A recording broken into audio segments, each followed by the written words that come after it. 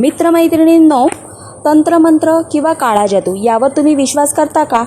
कारण हिंदू धर्मग्रंथात अनेक तंत्रमंत्र लिहिले गेले आहेत. पहिल्या जमान्यामध्ये तंत्रमंत्र याचे मोठे मोठे विद्वान होते. जसं बघायला गेलं तर यावेळीसुद्धा या जमान्यामध्ये असे विद्वान आहेत, पण त्यांची संख्या नक्कीच पहिल्या जमान्यापेक्षा खूप कमी असेल. पण हां, काही असे तांत्रिक आहेत जे मंत्राच्या नावावरती फक्त ढोंग करतात. असे बाबा बुवांबद्दल तर तुम्हाला नक्कीच माहीत असेल. तुम्ही कधी मायंग गावाबद्दल ऐकलंय? जरूर ऐकलं असेल.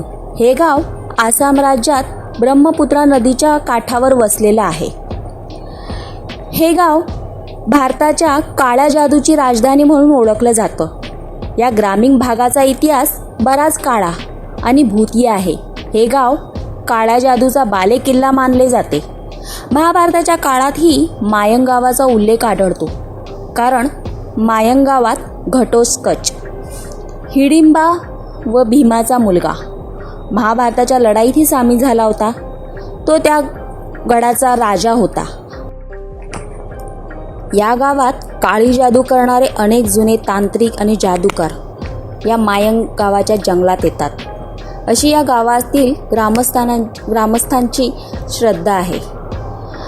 गावातील अर्ध्यापेक्षा जास्त लोकसंख्येला काळ्या जादूची माहिती आहे. मायंग गावात कुणाला बरं करायचं असेल किंवा कुणाचं भविष्य सांगायचं असेल, जर चोरी झाली तर चोर पकडायचा असेल, हे लोक काळ्या जादूचा विद्येचा प्रयोग करून या सगळ्या गोष्टी केल्या जातात. पण खरंच ही तांत्रिक विद्या चांगली की वाईट, की खरंच तांत्रिक विद्या किती भयानक होऊ शकते हे तुम्हाला माहिती आहे का? कोणत्याही व्यक्तीला जनावर बनवून देणं, हवेमध्येच लोकांना गायब करणं, ही तांत्रिक विद्या बसल्या बसल्या लोकांचं बरं वाईट करू शकते. असं एवढंच नाही तर काही जण जे तंत्रसाधना सिद्धी प्राप्त करण्यासाठी जातात, त्यांना स्वतःचा जीवसुद्धा धोक्यात घालावा लागतो. तर मग खरंच ही तांत्रिक विद्या भयानक असू शकते. तर चला, आज आपण आपल्या कथेकडे वळूया. एक गाव होतं. त्या गावात एक तांत्रिक महिला यायची. ती एका पिंपळाच्या झाडाखाली येऊन बसायची.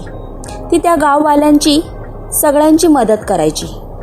त्या गावात कोणत्याही व्यक्तीला कुठचीही समस्या असेल तर ती तांत्रिक स्त्री त्यांना आपल्याजवळ बोलवून समस्या विचारायची आणि त्या समस्येचं समाधान करून द्यायची. ती सगळ्या गावातल्या लोकांची खूप मदत करायची.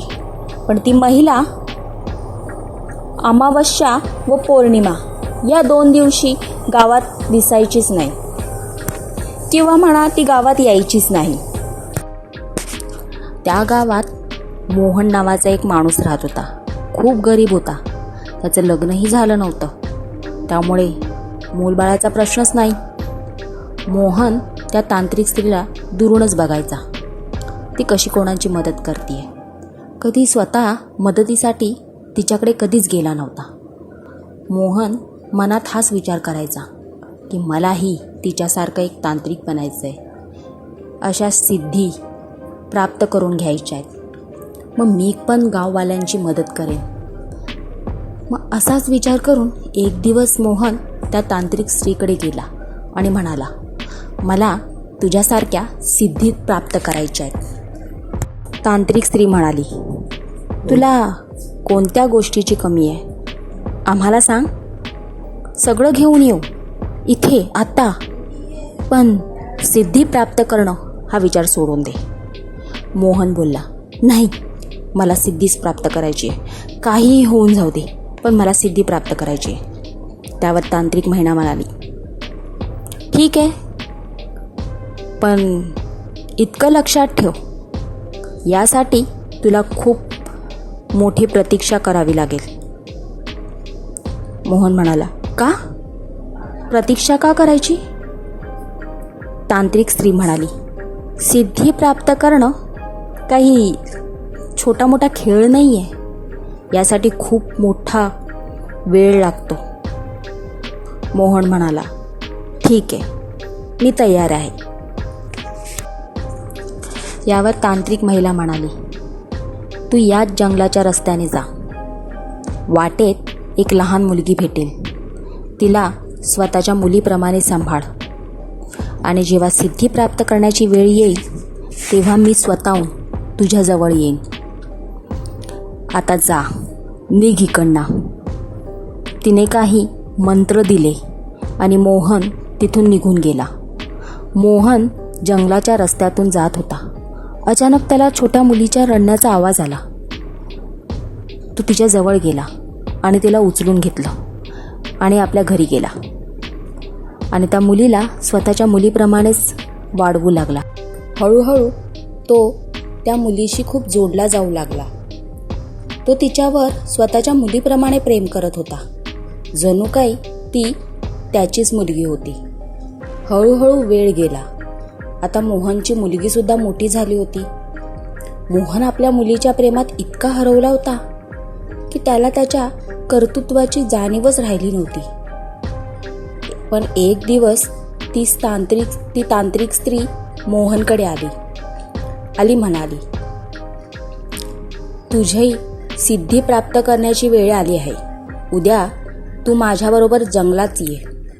या मुलीच्या आवडीची प्रत्येक वस्तू, अगदी मिठाईसुद्धा, तीही घेऊन ये. मोहन म्हणाला, ठीक आहे. दुसऱ्या दिवशी रात्री मोहन आपल्या लहान मुलीला घेऊन त्या महिला तांत्रिकेसोबत जंगलात गेला. तेव्हा ती तांत्रिक महिला तिच्या झोपडीत पोहोचली. मोहनने तिथे आजूबाजूला हिंसक प्राणी पाहिले, पण ते एकदम शांत होते. त्यातल्याच एका प्राण्याचा बळी देण्यात आला होता. त्याचे डोके धडापासून वेगळे झाले होते आणि रक्त खाली पडत होते.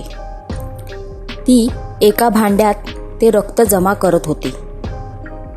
महिलेने मोहनच्या मुलीला बसायला सांगितले. ती तिथेच बसली. त्यानंतर त्या मुलीची आवडती मिठाई, खेळणी तिच्यासमोर ठेवण्यात आली. मग त्या तांत्रिक स्त्रीने त्या मुलीला त्या रक्ताने अंघोळ घातली. तिची पूजा केली. त्यानंतर त्या तांत्रिक महिलेने मुलीला काही खायचे आहे असे सांगितले, पण त्या मुलीने नकार दिला. मग त्या तांत्रिक महिलेने त्या मुलीचा गळा धडापासून वेगळा केला आणि मोहनला सांगितलं की आता तुला सिद्धी प्राप्त झाली आहे, पण हे तुझे यश नाही तर शाप आहे. हे लक्षात ठेव. जोपर्यंत तू जिवंत आहेस तोपर्यंत हिचा आत्मा तुझ्या सोबत राहील आणि त्याचबरोबर तुझ्या प्रत्येक प्रश्नाचं उत्तर देईल. आता तू जंगलाच्या मधोमध जाऊन हिचा मृतदेह दफन कर.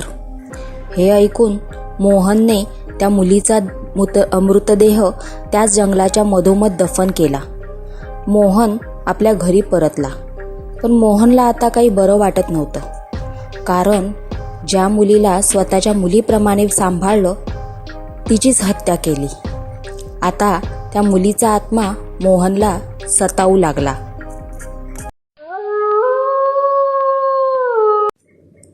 या पुढील कथेचा भाग पाहण्यासाठी माझ्या DP कट्टा चॅनलला सबस्क्राईब करा आणि हा व्हिडिओ जर तुम्हाला आवडला असेल तर जरूर लाईक करा.